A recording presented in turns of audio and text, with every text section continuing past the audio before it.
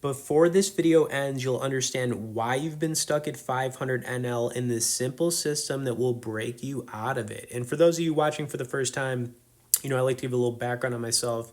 I've basically been playing for the last 2 decades. I hop on about 4 times a week playing mid stakes. I don't have one type of strategy like GTO, ABC, or whatever. I really focus on two things. The first is making good decisions because at the end of the day, we do have control over that. And the second thing is that I try and use strategies against my opponents and exploit them as much as possible, meaning I'll bluff without hesitating if I think somebody is weak. And you're going to see a good example of that at least a couple times in this one. And after playing so many hands, you kind of pick up on the little things a lot quicker. Of course, as I'm getting into this, I want to let you guys know we have an awesome community in the pinned comments section where you can talk with me one-on-one as well as with some other high-level members. And if you're stuck or just hitting a wall, guys, at your current stake and want to take things more seriously, I just highly recommend getting in it. Also, if you could tap the like and let's get right into this. And this is going to run for about 20 minutes, guys. So, sit back, grab a bottle of water, some Gatorade, some coffee or whatever, and let's lock in, okay? And yeah, stick around to the end, though, because we do have a pretty big spot with pocket fours. I'm not going to say what happened. You'll just have to, kind of sit and see it, okay?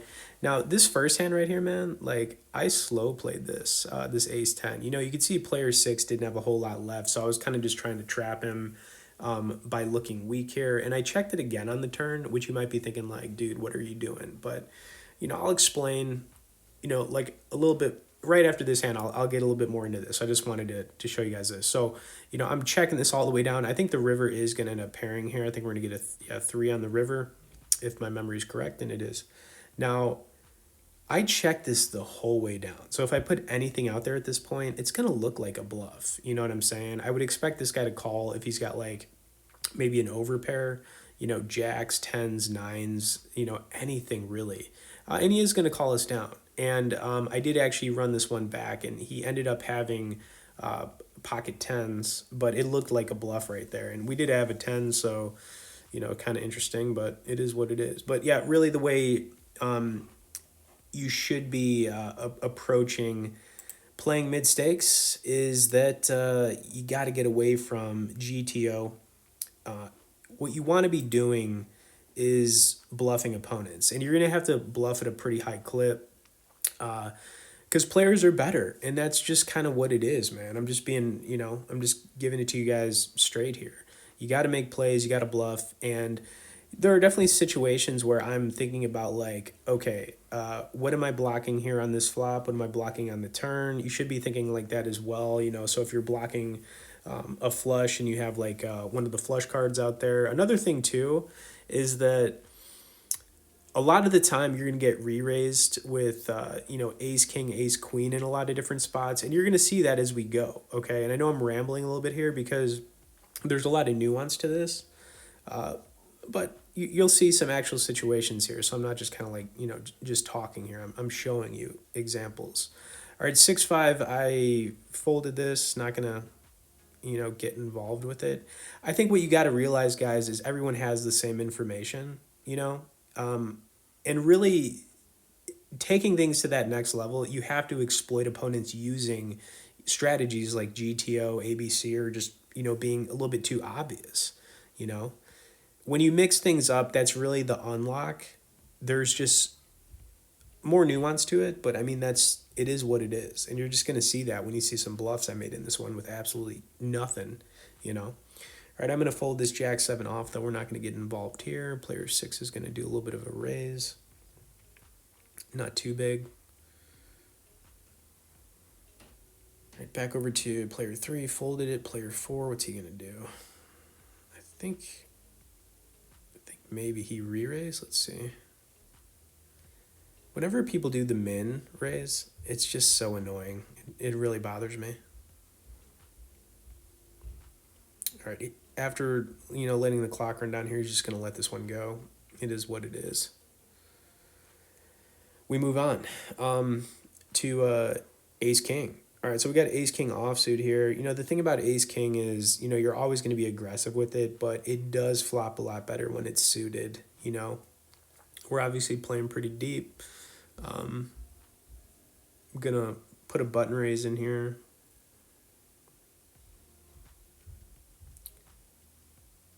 Now, players are always going to open pretty wide on the button, you know, so getting re-raised here doesn't really surprise me. Player three is going to kick it up to the 55 piece. It's going to come back over to player four. He's going to get out the way, and then when it comes back to us, I just felt like we could re-raise this if we want, or do we just do this? And this is what I decided to do. Don't judge me too hard for it. Player three is going to tank on this a little bit. I was leaning towards he was going to look us up here, but he's gonna let the clock run a little bit here, and yeah, he let it go. I was fine with it. Like I said, I could have re-raised him on it, but you know, it is what it is. Now here we go. Here's an example of a spot where we've got a nice looking hand, Queen 10 suited to spades. Obviously a hand we want to see a flop with, but you know, if somebody re-raises here, do we continue? That's the thing. And you have to have some kind of plan when you're dealing with a pretty big re-raise, you know, with a hand like this. And we got to start thinking about what our opponent might have. You know, we can start targeting ace king, ace queen suited. Then of course you've got, you know, your pocket pairs. We're blocking pocket queens. We've got a queen. We're blocking pocket tens. I don't know, but I mean, aces, kings still possible. It's also possible he's just got like ace king. Now, this is what happened here. Now, if player four would have went for it here, I'll tell you guys what. I'm mucking this. There's no reason for me to do anything else. But this was such a mistake on player four's part. Check this out. He's going to let this tank like halfway down. And I'm thinking to myself, like, did you really just check? My instincts was just to do this right away. Like, I didn't even hesitate on it because right now I'm putting player four on ace king, basically. I mean, that's basically what I'm putting him on. He could look us up for sure. It wouldn't be, I think our play is really strong. For him to make this call with ace king would take some courage. I like our play. You know, it looks a little out there, but that check, I'll tell you guys what, man. I sniffed this one out, you know. And once again, clock's going to run down here. If this guy did call me with ace king, it'd be a pretty good call for sure, you know. I like our play better. And he is going to let it go. Turn card would have been, let's see, a deuce. All right. So whatever. The bluff worked. And that's one of the things, guys. You can kind of see the way I'm thinking about these different hands and different spots. You have to think like this. You have to think like this. And it's always going to be situational. You're always going to be playing against different people at the table. And, you know, but you got to mix things up, man. You got to mix it up. And you got to be thinking harder about some of the things you're doing. You know what I'm saying? You can't be obvious. You can't just use GTO. You know, it's good to know all these things, guys, but what you want to do is use all this information against your opponents. That is what you need to be doing, okay? It's high-level thinking. And yeah, it is what it is. But don't go anywhere. It's going to still get good here. We're really just getting warmed up, and you're not going to want to miss a hand coming up here with pocket fours. I'll tell you guys that much. It's coming up pretty soon. All right, Jack 3 off, mucking this. I'm going to take a sip of my coffee, just 1 second. All right, putting it back down.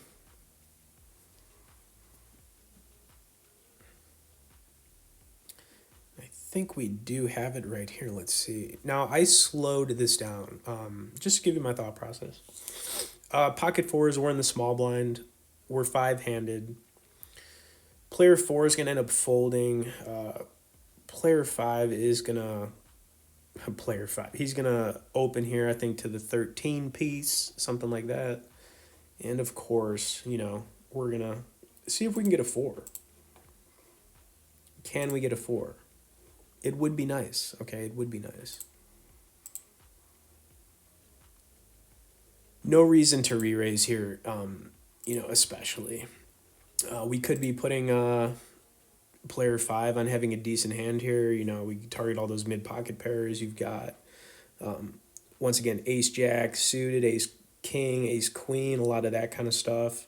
it doesn't really make sense to re-raise with the pocket fours in the small blind at all, honestly. It's just a call, okay? If I had suited connectors, same, I would probably just call here. If it was a button raise, maybe I would re-raise it. I don't know, but, it's just a call. All right, back over to player three, who, now player three wanted to raise this up. He could. I'd still call and see a flop with fours, but he's going to fold it. And then I saw this flop and I was like, oh, yes, sir. Yes, sir. Thank you for giving us that four on the end right there. I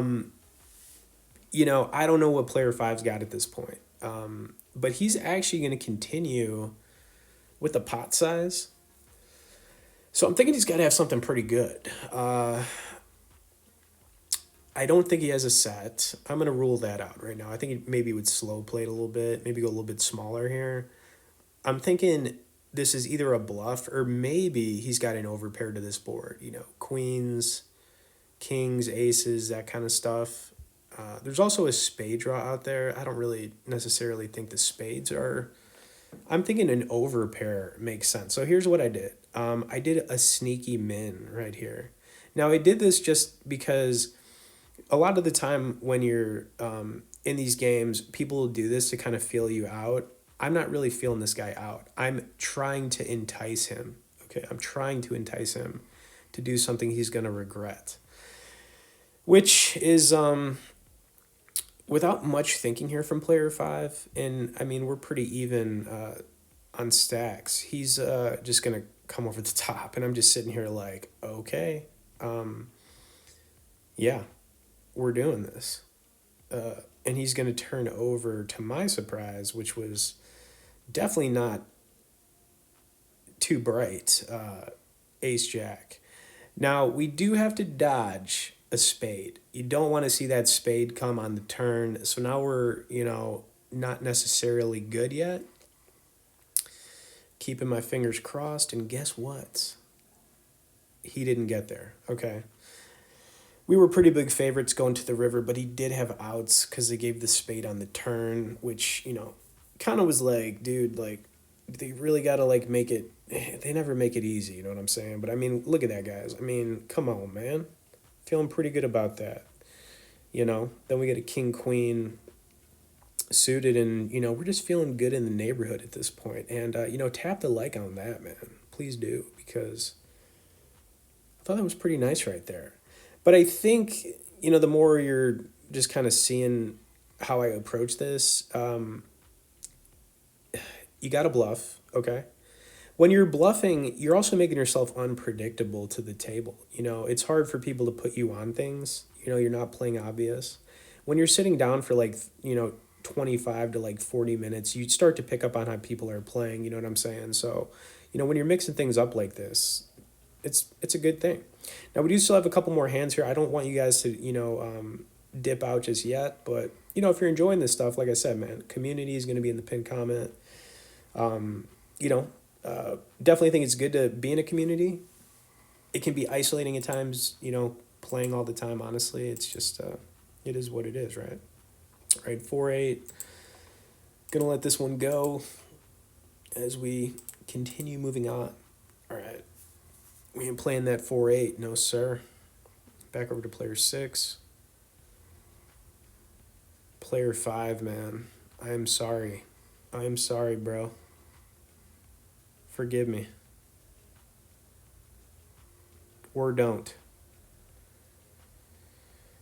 All right, ace, 7.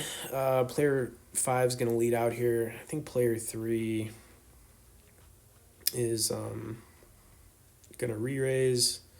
Wow, look at that. Ace, queen versus 8-7, and he gets the boat. Player 5 is just not his day, and that's just how it is sometimes. But pocket sevens, this is the one I wanted to talk about a little bit here. And, we're going to open 1250 piece. We're going to get raised lightly by player 3. He's not going to go, he's going to just raise a little bit. So kind of similar to the pocket 4 situation. We're not going anywhere. We've got a small-ish pocket pair. We're going to see if the 7 can get there. I'm not expecting it. I mean, getting that 4, you're just not expecting it to happen again. feel like it really does, but, you know, if it does, I'm not complaining about it. You know, it's fine, whatever. You know what I mean? Here we are.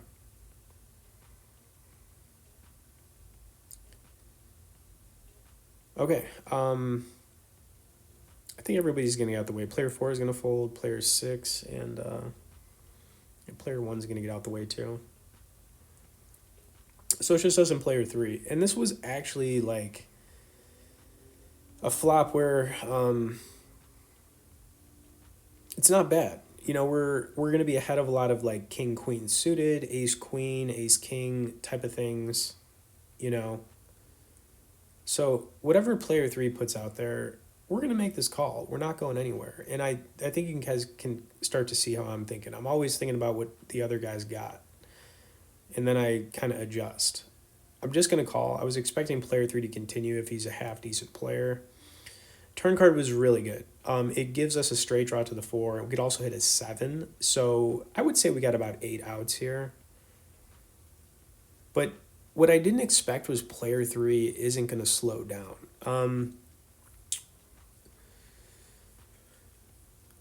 But I think that I got to continue. He is going to go pretty large here.